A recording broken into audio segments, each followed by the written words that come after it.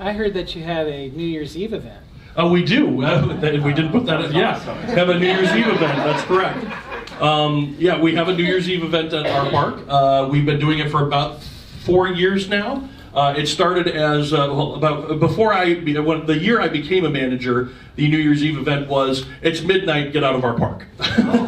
So the first year we said, well, let's stay open till 1 o'clock so people can enjoy midnight, and then we did like a non-alcoholic toast of sorts, and that was our first New Year's Eve actual party, and then it's been getting bigger and bigger. This year we had B101.5's Bill Carroll in the B101.5 party suite, DJing for the whole establishment with 2019 balloons falling.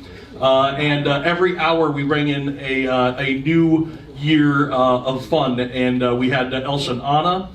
They were there to help us with one of the countdowns. Then they made it snow on the next hour, so you were able to see them make it snow in Funland. We had streamers in the next one, and then of course the balloon drop at midnight. So, and we give out prizes and stuff. It's a great event. A lot of season pass holders come out for the event as well. So it's a great time. And it's been a coaster community staple for some of us, so we all come out and have some fun too. What's your personal favorite ride, and what's your personal favorite attraction? Oh, okay. Well, Hollowgate's my favorite attraction. So we'll call that a video game, but I love Hollowgate. And my favorite ride in the park right now is going to be Twist and Shout, but my favorite ride at Funland overall was the Rocco Plane. So one of the hardest things I had to do was make the decision to get rid of the Rocco Plane, and I miss it, but it was a very difficult ride for our staff to figure out how to operate. It was a manual ride, so you had to really know how to operate it well and balance it and all that kind of stuff. So we're going to miss it. It was a good ride. Is there a specific acting troupe for the characters? We do. We have some King's Dominion alumni who actually help us out with that. In fact, a lot of the staff at Funland actually were King's Dominion employees at one time or another. My assistant general manager worked at King's Dominion for 20 plus years before he came over to Funland. Two of our we'll call them talent coaches in our maze are from King's Dominion. They originated as monsters there and moved up to talent coaches before moving over. And they're managers, or I should say supervisors with us year round. But then during that month, they're there for that. And we do a specific hiring just for the 5 people that we have in the maze. We also take, we'll call them guest characters. Halloween or King's Dominion Haunt Monsters will sometimes take a Thursday and come up and scare with us, and they'll do that as kind of a volunteer thing, and then they'll go to King's Dominion and scare with them. And we also do a King's Dominion Day during our haunt, where the Thursday before the last opening weekend of King's Dominion, we let all the King's Dominion employees come 50% off for the whole park. So they're able to come up and enjoy the park and our maze and everything. So. The plane live on?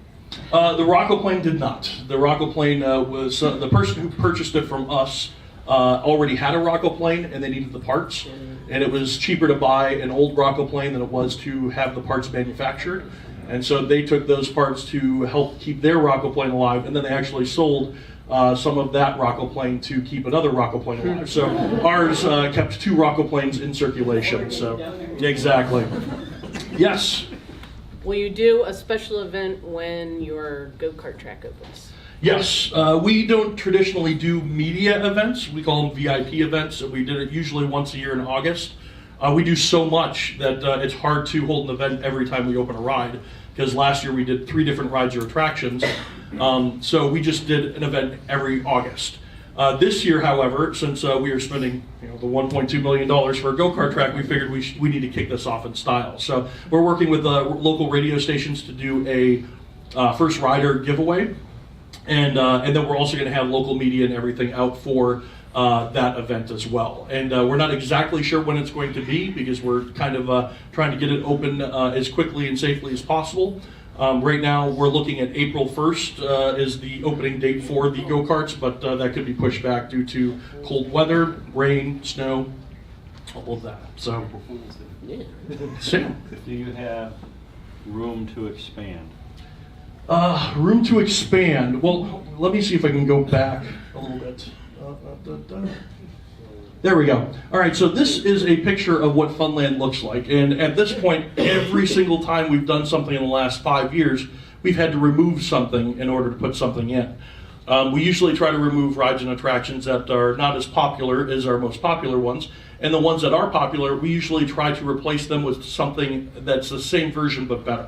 Bumper cars is our second most popular ride, so what we wanted to do when we did the new bumper cars is new bumper cars. So we wanted to give them a better driving experience, but the same attraction in the same spot.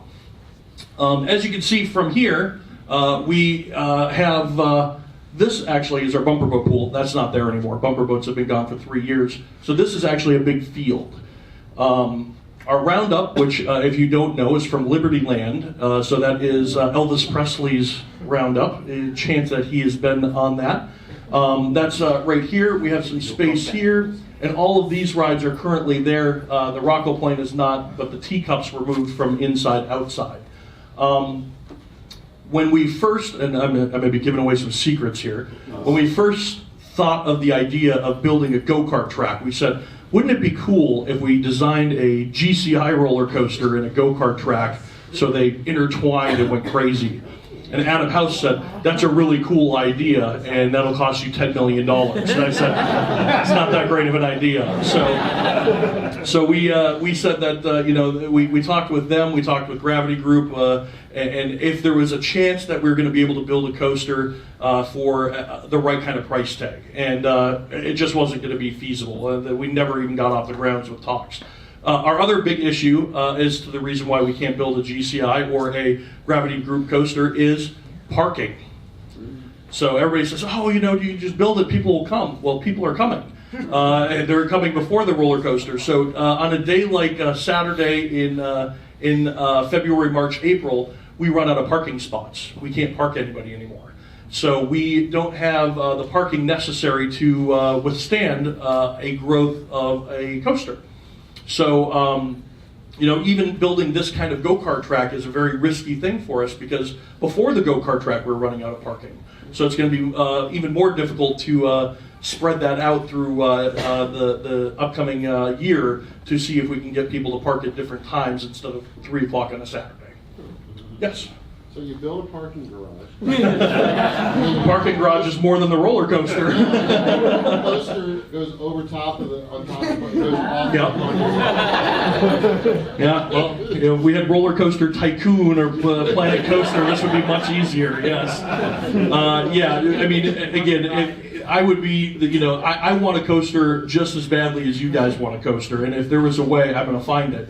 But in our current location, I don't know if it's going to be feasible because we just don't have the parking necessary to withstand that kind of growth. So if we can't park people, we can't continue to make money, and if we can't make money, then we can't invest $10 million into a coaster. So most of our projects we try to turn around a 1-year investment. So if we build things like Hollowgate, we want it to pay for itself in 1 year.